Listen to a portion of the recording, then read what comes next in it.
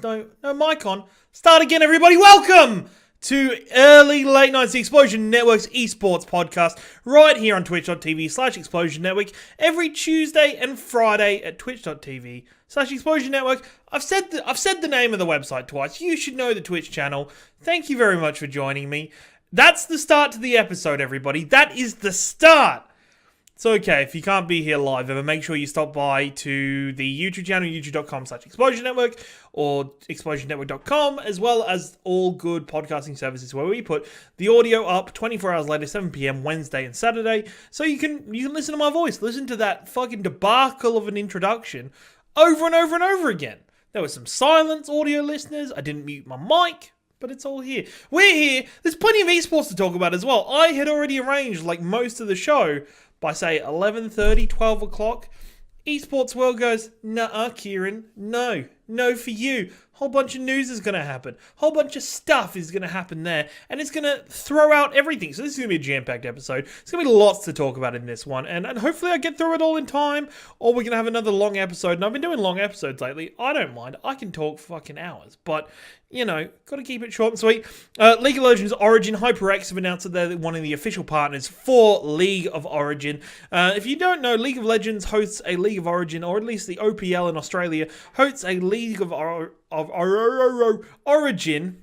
I don't know what's wrong with me today, people. Hosts a League of Origin where 4 teams compete, taking a bit of, inspiration from State of Origin in NRL, with Victoria, Queensland, New South Wales, and New Zealand taking part in an event this Saturday. Make sure you tune into it on twitch.tv/OPL. Get amongst it. Support the Australian esports, especially League of Legends. They do some really good work in Australia, so may as well keep supporting it and keep making it grow bigger. But speaking about, big esports events, doing good for Australia. If you didn't hear, IEM has been scheduled for Sydney 2019, returning after having a blockbuster event earlier this year in May. It's going to be returning for May 3rd to 5th. That is the Counter-Strike tournament that happens at the Sydney Opera House. The stadium, it's not a stadium, the arena... The Opera House gets transformed into a fantastic esports arena with really good, the stage and spectacle that you would come to love and come to respect from many top esports events from the globe. So we're going to be having that back. I've already been looking at planning on going myself. So if you're going to be there, we might do something for ELN on the floor of IEM, so that'll be really fun. But keep that in mind, IEM's a fantastic thing for Australia because it was the first major esports event in Australia that kind of took Australia as a serious place to be hosted for the ongoing profession. We've had the Melbourne Esports Open now, which is massive in itself, but IEM was the first place that seemed to take proper understanding of what Australia could be and saw the hope, saw the potential of the region and went, we're going to put a tournament here. We're going to make sure some big Counter-Strike teams make their way down so the Australian fans can see it, so we can test the Australian players against the international players. It's fantastic. It's such a good event and so much fun to watch. So make sure you keep an eye on that. Pencil that down in your diary or on your Google Calendar, on your iPhone calendar, on a calendar, on some kind of something. That's May 3rd through to May 5th, 2019. So keep an eye out for that and more news here on the show. Also, it was announced by, I believe it was Ubisoft freaking China. It's Ubisoft, people. I say Ubisoft ironically, I swear. Ubisoft China, that the next Siege character has been revealed. His name is Cade, and he looks to be he's a defender. Doesn't look to be. It's oh, God, Adam. But it looks to be a defender. He was said to be a defender. It looks to have some kind of EMP kind of nade. That looks kind of cool. That sticks into the ground and electrocutes. So we'll see more of that, as well as either more information is if there's going to be an attacker with them, or if Cade's going to be joined by a secondary defender, and then we expect in the next update for this season of Siege to be 2 attackers, which they kind of do to balance it out, which is a good way to work it, so keep an eye out for that, as well as Overwatch League announcing another of its teams branding with Chengdu Hunters. They have a really cool panda icon as their team logo. Their team skin is quite clearly yellow. It's yellow, I'm telling you. I'm not going to put a picture up because I don't want to start arguments. Team color's yellow. Get into that. Dig into it. Just accept that already. But tonight's show is packed. Let's not hang around too much there anymore. I've got Rocket League Championships finished up over the weekend. We're going to be talking about the Smash legend Hungrybox and his journey to Summit 7 this weekend. We're going to be going into the Esports Awards and the shit show that was. That was terrible, as well as some Overwatch drama that I find quite interesting and wanted to talk about that. Broke on Twitter, of all places, as an esports organization reacted really poorly to something that Overwatch and Blizzard made a choice on that was a really poor decision. So everybody's making poor choices in Overwatch League at the minute, and we're going to talk about that. We're going to go into that. But let's kick it off with Rocket League. The Rocket League World Championships for the fall season brought with it a really exciting time. We finished up the early season this year with Dignitas winning their second season in a row.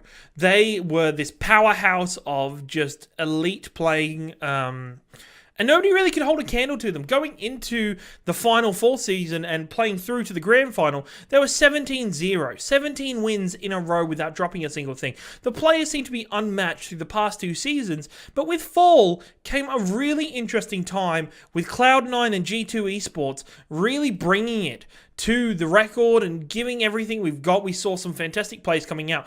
If you don't remember, if you didn't see, the season finished last year with the final match going to 3-3 between NRG and Dignitas, and probably the best goal ever scored in Rocket League history was scored to win that game, to win that overall event. So it's been really interesting leading up to this grand final, and it was one of the teams I mentioned that had already showed that its potential.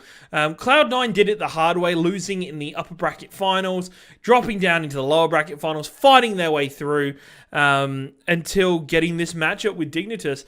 And as I said, Dignitas going into the whole event were the strongest team in Rocket League. Going through the event, they went 17-0. They did not drop a single match throughout the whole thing. And it was really interesting what happened. Cloud9 came out and brought it to the champions. Cloud9 came out and brought it with 2 wins immediately, 4-1, 4-1.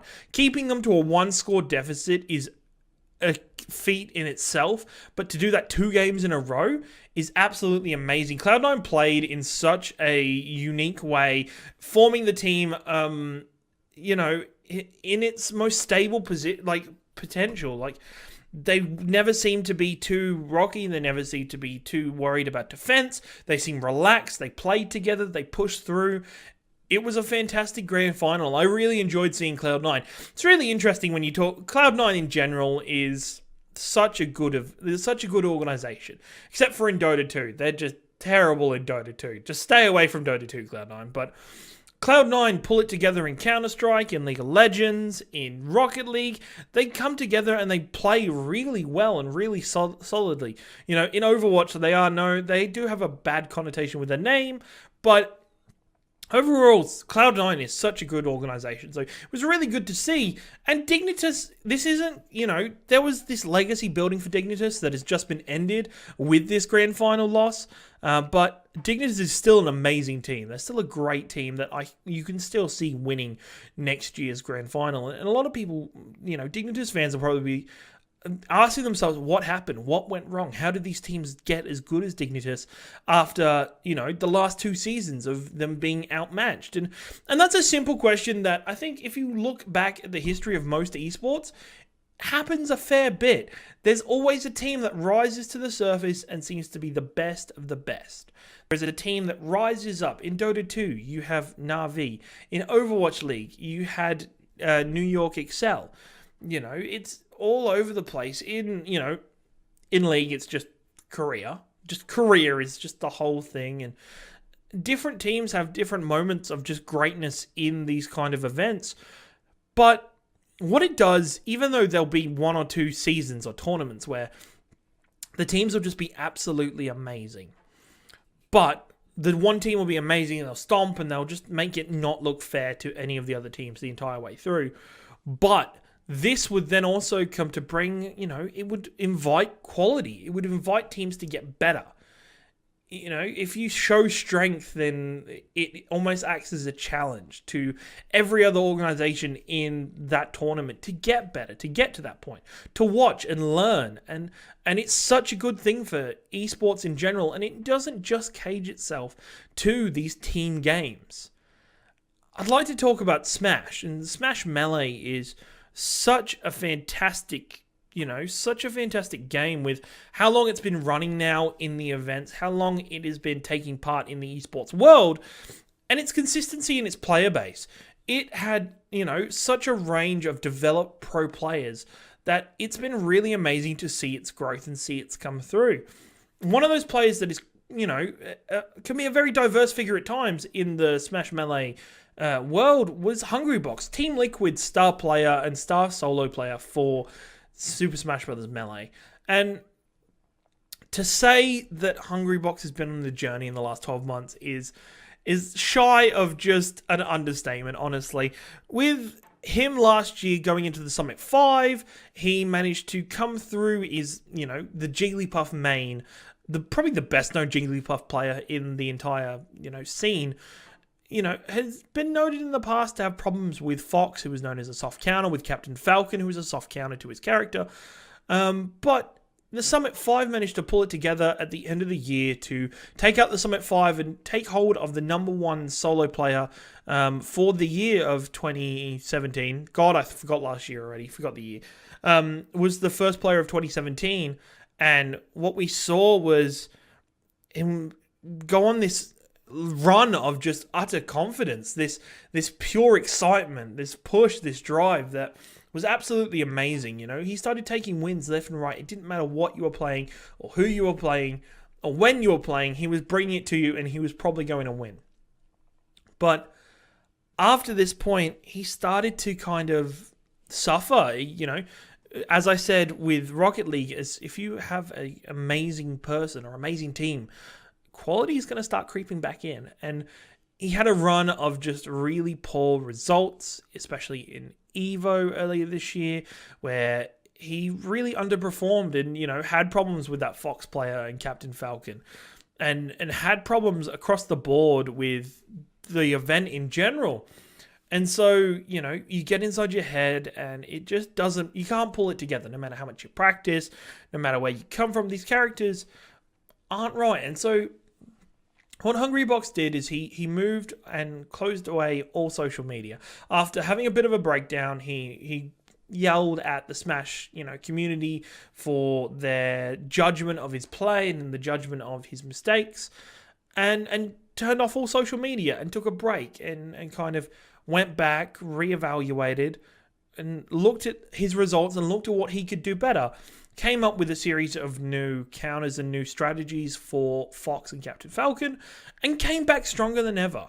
Came back as almost a different player in many ways, with his confidence in his playstyle, with his methodical nature, and how his almost strategy seemed to be like playing chess in this fast-paced game, which was absolutely amazing. We then saw him return with a run with a win at DreamHack, a win at Canada Cup, and a win at Big House. Just one after one after one, each tournament just taking out the solo tournament for that event and really bringing it to the Smash world. Now we lead into the Smash Summit 7. The Smash Summit 6 was once again another event he did not play very well in. Smash Summit 7 is this weekend, starts Saturday. And it's going to be absolutely interesting to see his play and his experience change compared to 12 months ago. He finished, after his win at Big House, he's finished in second seed. Can he use this event once again to propel himself as the top seed in the Smash world and secure that spot for the end of 2018, much like he did in 2017? And I think looking at the board, he has a great win rate against all the top pro players currently. His consistency is up there with the best players in the world. Hungrybox can do it again. We don't know if he will do it again. That's to be seen in the coming year. In the coming week. Not in the coming year, though. It's to be seen in the coming week. But what we hope for is for players to look at Hungrybox's story, to understand that sometimes reflection and, and taking a moment is the best way to deal with problems in esports and for them to get better. It's fantastic. It's a great way to learn, is to watch and understand the experience of previous players. And understanding the experience of previous events. Today what happened is the Esports Awards took its moment in the spotlight in a very poor way. We have this already with this. Game Awards suck. In general, Game Awards can be really poor to spectate. Game Awards can be really poor to be involved with. The Video Game Awards, as we know it now, had to go through the Spike TV years and really had to crawl and grab to become a quality show. And the Esports Award happened today, and it was really bad. There were several really bad stumbles in the event. And it really started with YouTuber Deji, who is the brother of KSI and famous YouTuber, who's already rubbed people the wrong way for various different acts throughout his career on YouTube, was invited to be a part of this event, was invited to be part of the team, and he was giving away an award for Best Esports Publisher of the Year. And he comes up, takes to it, does his bit, and then he goes, Esports Publisher goes to Epic Games. That's one problem already. I'll go back to Epic Games later. And then a couple Epic Games producer stands up and starts going, and he goes, oh, no, it's a joke. It's a joke. I'm joking, man. It's Blizzard. Lol. It's Blizzard. And Epic win in everything, but they're getting trolled. Epic got trolled and it came out as Blizzard. And so the Blizzard rep looked really confused. The Epic game dev looked really confused. And it was this awkward moment of just, and even though it kind of resolved itself and it wasn't that bad, Deji, the Esports Awards organizers should have already understood what was happening, but they knew what to expect with him.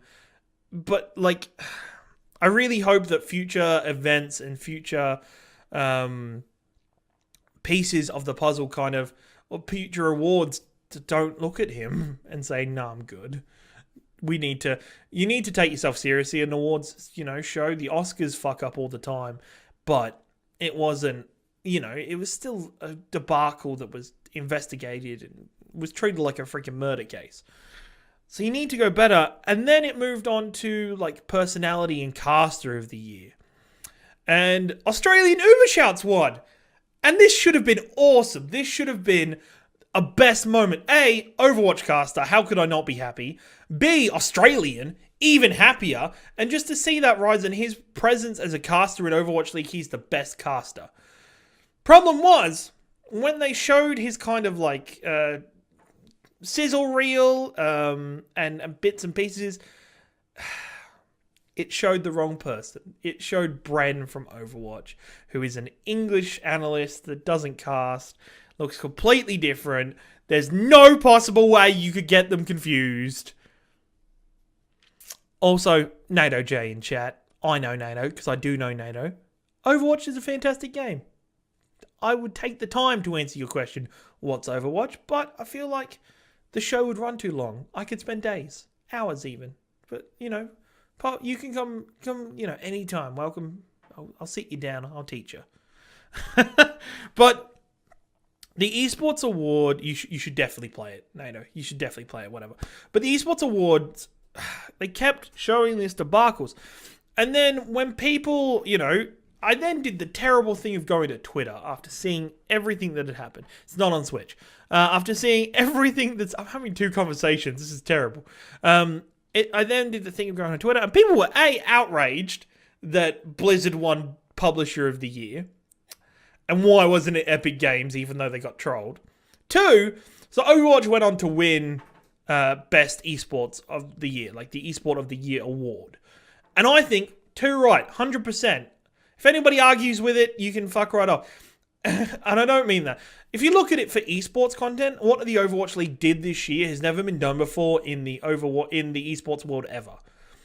They established a league that ran 4 days a week for something like, 4 nights a week, having, 80 to 120,000 viewers, depending on what type of events. For its big events, it got 300,000 viewers on Twitch.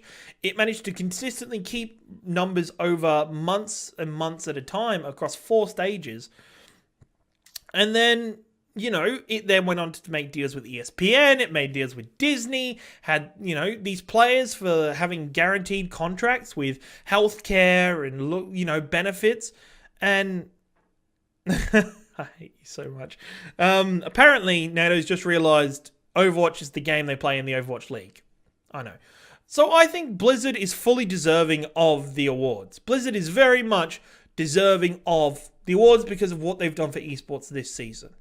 You could argue, but their viewer count died, or the World Cup had less viewers than last year.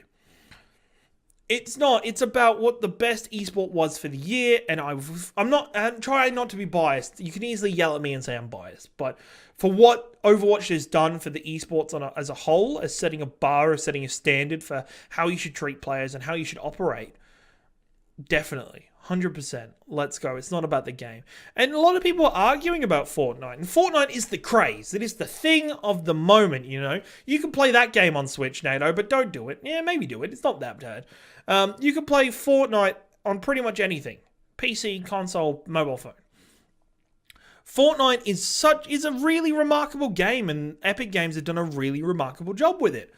But as the game, I don't think it is anywhere near as remarkable as an esport. I think there's a lot more work that needs to be gone into the esports scene for, pro freaking Fortnite. You need to move away from, at the minute, a lot of the events are, we're going to put you up against Ninja. And Ninja won's Twitch Streamer of the Year, by the way. Predictable. But you need to move away into more a competitive setting that is treated like a sports broadcast, like you would see with the NBA, the NFL, the Premier League, AFL, even if you want to chuck that in for us Aussies.